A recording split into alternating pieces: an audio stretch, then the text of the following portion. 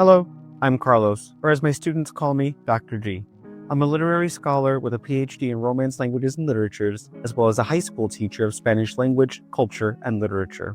I work mostly with Spanish and French fiction, especially speculative, strange, and challenging texts. I care about how we perceive the world around us and the ways that we try to render that experience into words. I'm also a first-generation student. I worked full-time and often more than that through college and graduate school. I learned to read and think critically between shifts, on lunch break, on the train, late at night. I know firsthand that a serious education isn't equally accessible to all, even to curious, capable, hardworking folks. This channel exists because I believe everyone deserves access to good literature and to the skills that make its study both rewarding and pleasurable. Here you'll find close readings of some special pieces of fiction, guided discussions on how to approach difficult books or genres, and reflections on reading as a practice. We're going to make a habit of slowing down, sitting with ambiguity, and turning to literature the way we might turn to a friend or even a mentor.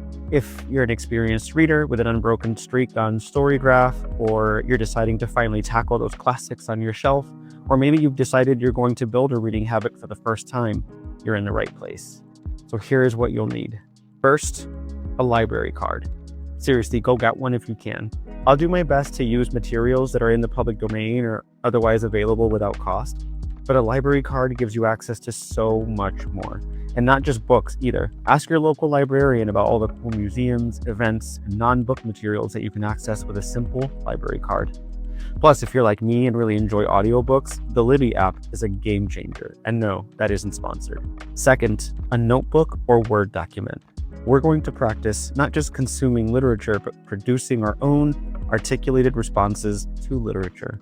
We're going to experience writing as a process of thinking. And so you're going to want a safe, private, accessible place to do it. Here's mine, and I carry it everywhere. If it's a 99-cent single subject spiral bound notebook, a notepad that you fit in your back pocket, a fancy Moleskine, or a dedicated Google Docs folder, I promise it makes a difference.